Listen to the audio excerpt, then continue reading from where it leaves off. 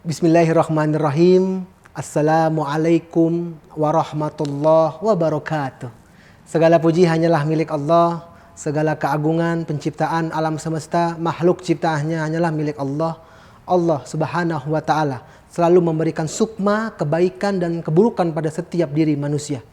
Beruntunglah bagi siapa yang mensucikannya dan merugilah bagi siapa yang mengotorinya. Halo semua, salam budi luhur.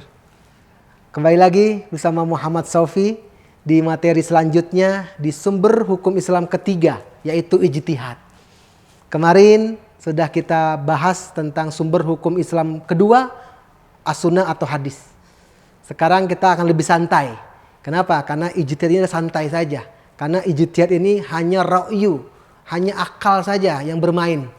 Ya, kalau Al-Quran sama hadis dia lebih kepada sumber hukum Islam yang ada sumbernya dari Allah dan Rasulullah. Maka mahasiswa berluhur yang dimuliakan oleh Allah Subhanahu wa taala, sebelum kita mulai materi kita pada hari ini, seperti biasa kita berdoa dulu.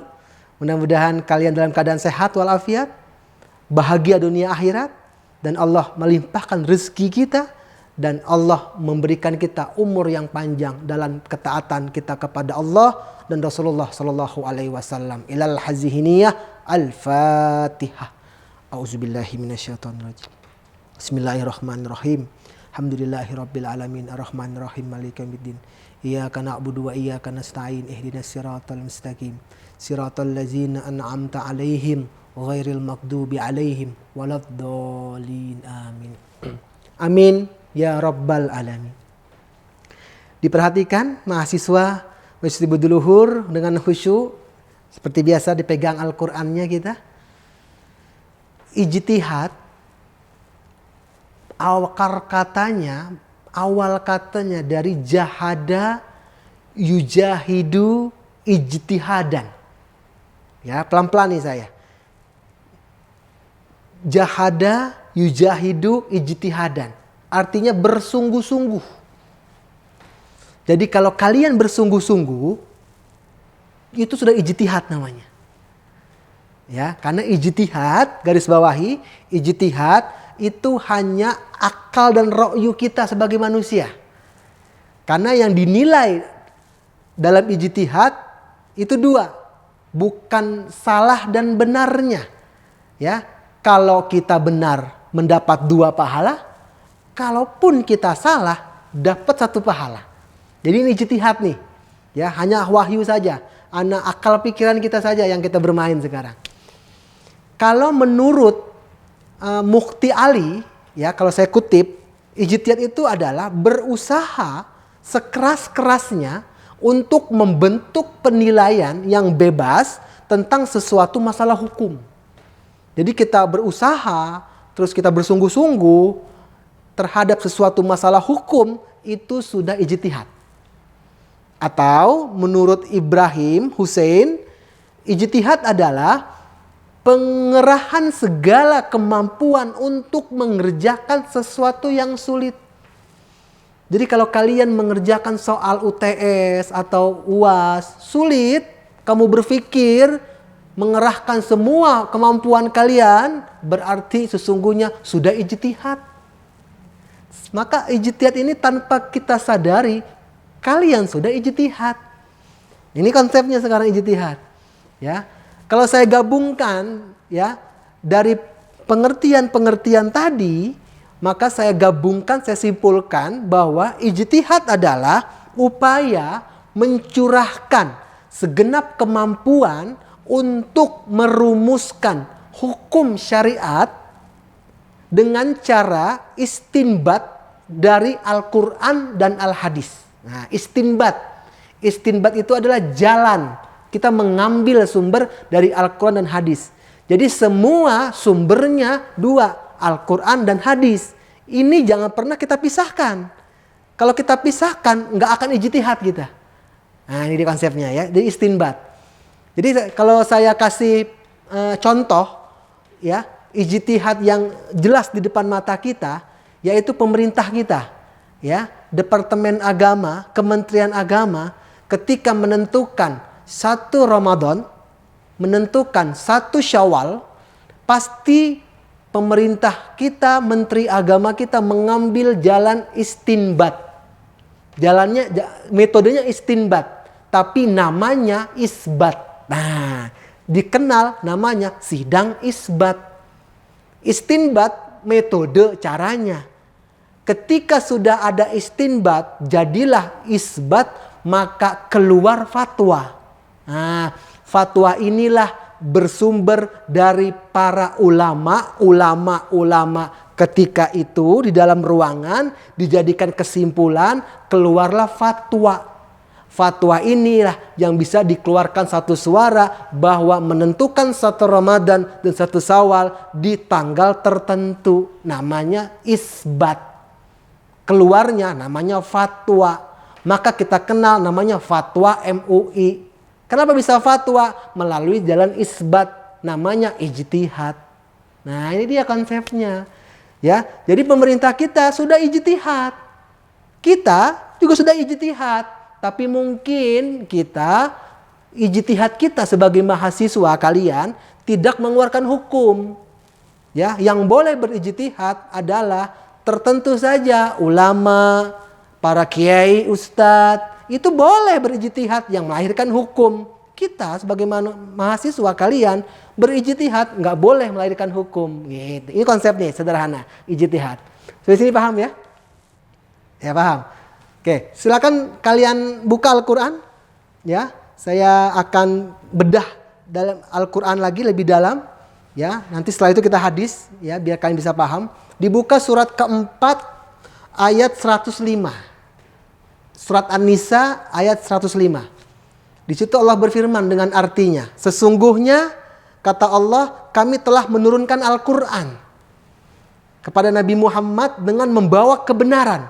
Supaya mengadili antara manusia dengan berdasarkan hukum yang telah Allah wahyukan kepadamu. Dan janganlah kamu menjadi penentang bagi orang-orang yang tidak bersalah. Karena terkecoh oleh orang-orang yang berkhianat. Jadi inilah sumber hukum Islam Al-Quran. Ijtihad. Jadi Rasulullah diberikan Al-Quran kepada Allah. Silahkan berikan kepada umat Nabi Muhammad.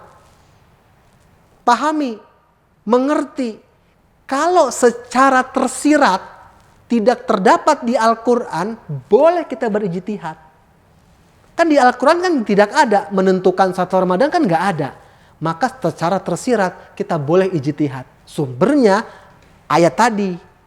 An-Nisa 105. Ini sumber hukum Islamnya. Jadi kita nggak boleh loh ijtihad di luar dari Al-Quran. Nggak boleh. Itu bukan ijtihad namanya. Atau yang kedua. Dibuka surat An-Nahl ayat 64. Yang artinya Allah berfirman.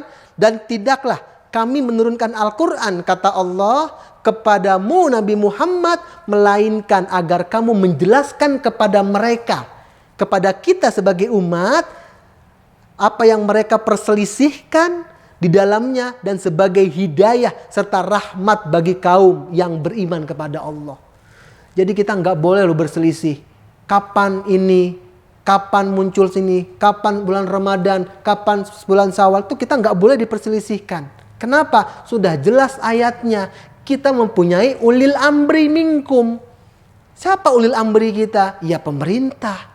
Ya Kementerian Agama. Ya Majelis Ulama Indonesia. Dengarkan dia. Dengarkan fatwa dia. Ikuti fatwa dia. Karena beliaulah alim ulama yang harus kita ikuti fatwanya terhadap ijtihad Allah Subhanahu wa taala. Hati-hati nih. Paham ya? Jadi jangan beributkan nih, jangan perdebatkan. Nggak usah Ramadan gini, Idul Fitri gini, sudah ada ranahnya.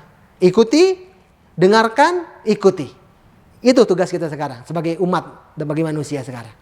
Paham ya? Ya. Bertanya mungkin kepada saya, kenapa ijtihad ini muncul? Ya, saya flashback masa lalu nih. Ya, sejarah sekarang. Kita sekarang Sirah Nabawiyah. Kenapa ijtihad muncul? Ijtihad muncul itu gara-gara Mu'az bin Jabal. Mu'az bin Jabal. Mu'az ingin pergi ke suatu tempat. Rasulullah bertanya kepada Muaz, ya. Ini Al-Kisah, ya, saya rangkum. Kata Rasulullah, Muaz, kamu mau kemana? Saya ingin pergi ya Rasulullah. Kalau di perjalanan kamu menemukan sesuatu masalah, kamu hendak mengambil hukum apa? Al-Quran dan As-Sunnah. Rasulullah menjawab, kalau tidak ditemukan dalam Al-Quran dan As-Sunnah, apa yang kau lakukan? Rasul menjawab, aku akan berijtihad dengan seksama.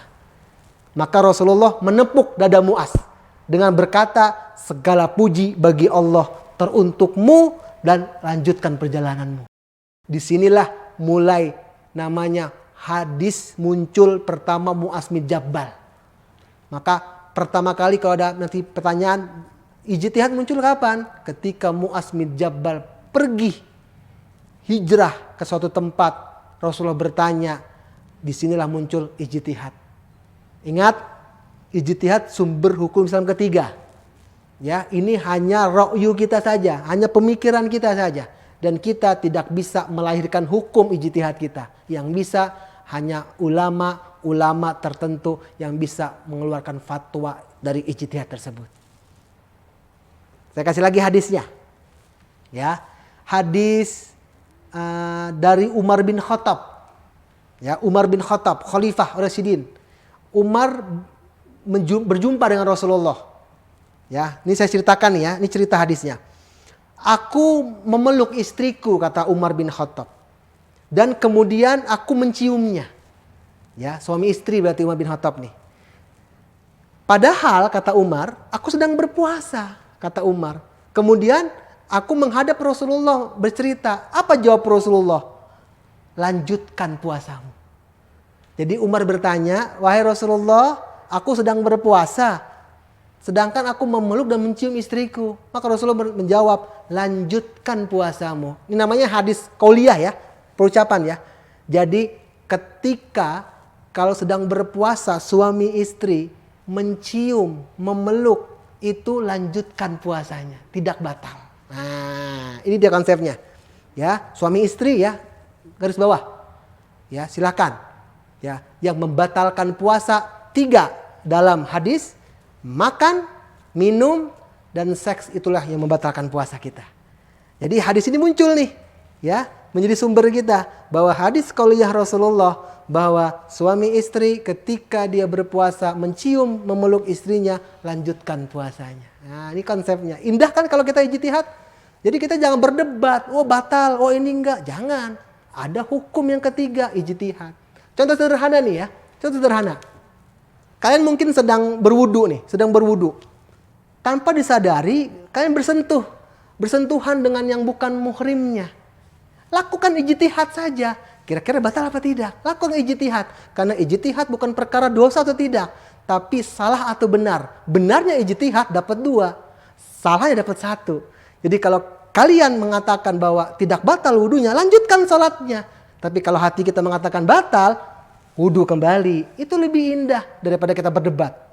Islam gak suka berdebat. Memang berdebat rahmat. Tapi kalau berdebat secara berlebihan, tidak ada ujung pangkal permasalahannya, problematikanya, jawabannya, akan menjadi debat kusir kita nanti selama-lamanya. Maka Allah hadirkan ijtihad untuk bisa kita keluar dari permasalahan yang selama ini kita debatkan. Apapun itu. Dan yang harus kita garis bawahi adalah ijtihad tidak berlaku di masalah ibadah mahdhah. Ingat ya, kalau sholat, puasa, zakat, haji sudah diatur oleh Allah, jangan kita ijtihad. Misalnya contoh, kalian capek nih pulang kuliah, kalian harus sholat maghrib. Terus kalian ijtihad setelah mendengarkan penjelasan dari saya, kamu ijtihad. Saya ambil 2 aja, saya capek 3. Nggak boleh. Kenapa? Karena itu ibadah mahdhah, diatur hukumnya. Yang boleh di luar dari itu namanya ibadah ghairu mahdhah. Nah, ini konsepnya. Contoh, apa ghairu mahdhah? Kita mau pergi di perjalanan nih, jauh. Dengar azan zuhur contoh. Kita nggak sholat, nggak masalah. Nanti aja kita asar sholatnya. Namanya jamak takhir, tarik zuhur ke asar. Selesai, boleh? Boleh. Kenapa? Rukhsah di perjalanan. Jihad namanya, ijtihad namanya. Nah, ini konsepnya. Sering kita lakukan kan? Jamak itu namanya ijtihad. Tanpa kita sadari. Simple, karena Islam tidak membuat rumit, Islam itu membuat mudah, Islam itu tidak mengintimidasi, silahkan. Jalani Islam secara sempurna, jalani hukum Islam secara sempurna, karena Allah mempunyai hukum 3. Al-Quran pertama, hadis yang kedua, ijtihad yang ketiga. Ijtihad adalah perilaku-perilaku kita secara ro'yu saja, bebas kita. Paham sampai sini ya? Bisa di luar ya, tentang ijtihad. Nah yang terakhir, apakah kita boleh Pak ijtihad? Boleh, kita boleh berijtihad. Karena syarat umumnya orang yang berijtihad itu adalah balik, dewasa, berakal sehat, kuat daya nalar dan mukmin. Kalian pantas dan berhak boleh berijtihad. Tapi ijtihad kalian nggak boleh melahirkan hukum. Yang boleh melahirkan hukum adalah yang khusus. Siapa? Ulama-ulama kita yang ada di majelis ulama, di Kementerian Agama. Beliaulah yang pantas, yang bisa berijtihad melahirkan hukum. Paham sampai sini ya, mahasiswa Misbahul Luhur? Jadi jangan salah nih arti. Nanti menentukan satu Ramadan boleh kata Pak Sofi ijtihad, nggak boleh. Ya, kita ikuti aja ulil amri minkum kita. Kapan? Ikuti. Dengarkan, ikuti. Sampai sini paham. Ya, insya Allah ada manfaatnya. Sumber hukum Islam ketiga kita ijtihad. Mudah-mudahan ini bisa menjadikan Islam kita secara sempurna menjalankannya. Ibadah kita bisa sempurna kita melaksanakannya. Tidak ada alasan lagi kita tidak melaksanakan sholat kalau kita berijtihad kita kepada Allah Subhanahu wa taala. Kita jumpa lagi nanti di materi selanjutnya tentang syariat Islam. Apa itu syariat Islam? Di materi selanjutnya. Tetap bersama saya Muhammad Sofi di Universitas Budi Luhur. Mohon maaf atas segala kekurangannya. Terima kasih atas segala perhatiannya. Subhanaka Allahumma wa bihamdika asyhadu an la ilaha illa anta astaghfiruka wa atubu ilaik. Wabillahi taufiq wal hidayah. Assalamualaikum warahmatullahi wabarakatuh. Salam Budi Luhur.